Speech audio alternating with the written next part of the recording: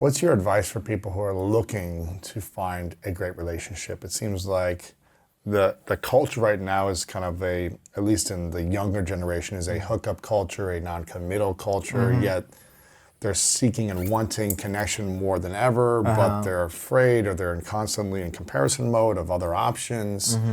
What would you say are 3 questions that you would ask someone to see if you think that it's even possible that they'd be a good fit, a great match for your love? What would be 3 things you could ask someone to even then observe and see, like, okay, whether if they're authentically telling the truth, this could be a good potential match? Wow, that's a hard question. I don't know.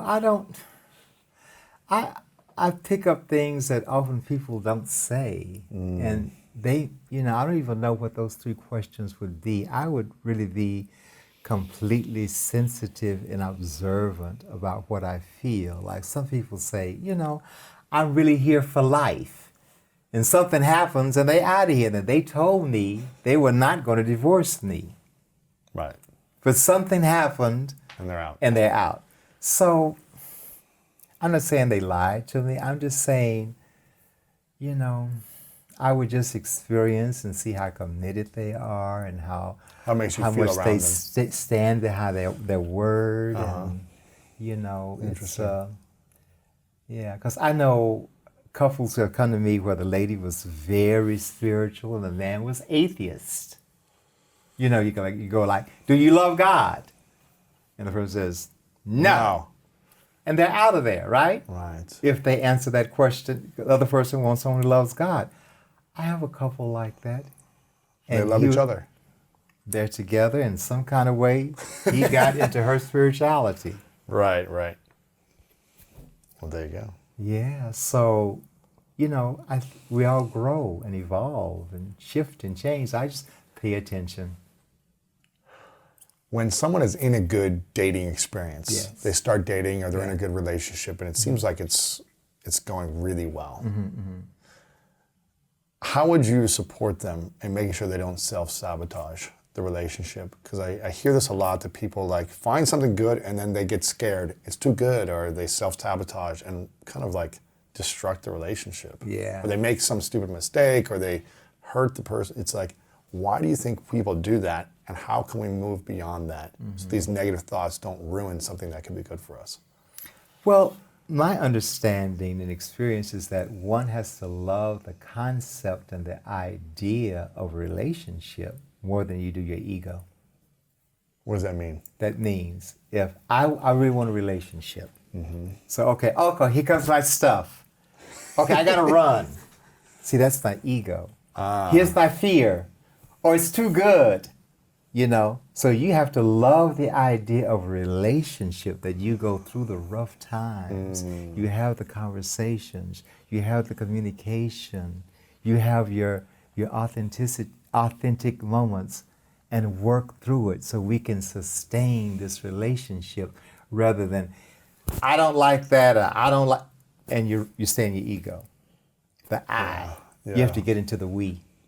You have to love the we more than you do the I. You got to love the I too. It's the I and the we. But you got to really love the we. There's 3 parts to the relationship. It's 3 parts of the relationship. Yeah. Maybe 4 if you add the spiritual connection to the relationship or something, But the other person, and then the relationship. That's right.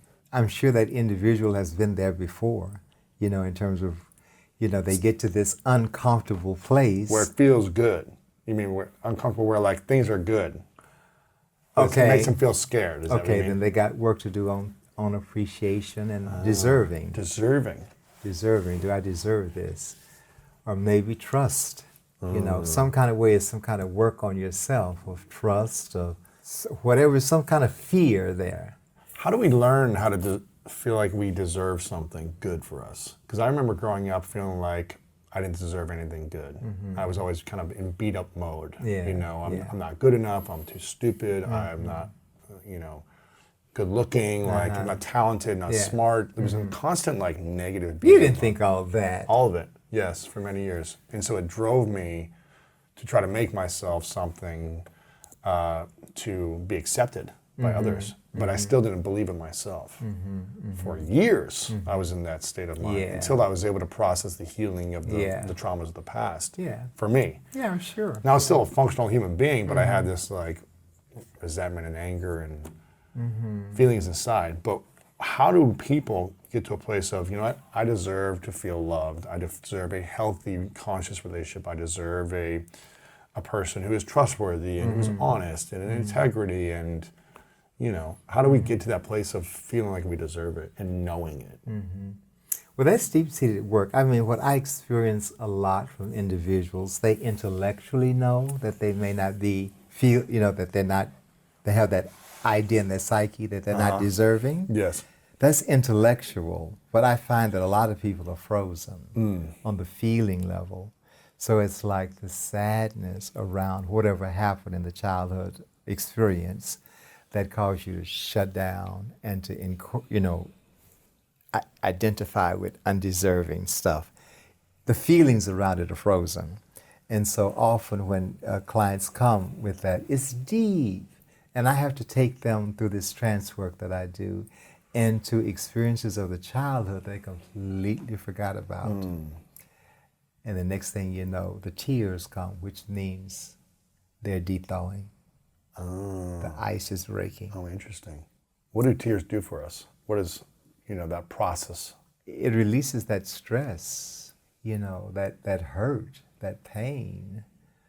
And then a relaxation. I mean, invariably clients say they feel lighter after they've cried. The weight has come off. Yeah, but then holding all of that, carrying that ice around, all that frozen energy, all of that defensive stuff from not allowing you to feel that. And then once you feel it, it's a release. Are we able to get to a place of release without crying? Or does one have to cry in order to feel free?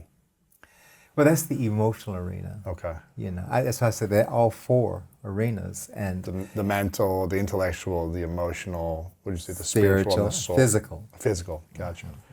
Is emotional also connected to the physical? Soul level's another level. Right. You brought that in. That's a whole nother level. Is the emotional also connected to the physical because it's an emotional and physical release that's happening? Yes. Yeah. We can save ourselves a lot of physical ailments. I gotcha. It's not, you never blame an individual for anything that, happens because, it's out there. That disease and stuff is out there. But, if perchance we want to look deeper and there's a possibility of going into remission or spontaneous curing, then, we can deepen into why me? What is this trying to tell me? And we don't just heal into life. Sometimes we heal into death. Thank you for watching this video. If you want more inspiring clips like this, make sure to click right here to subscribe and click right here to watch that next video that is specific to support you in your life.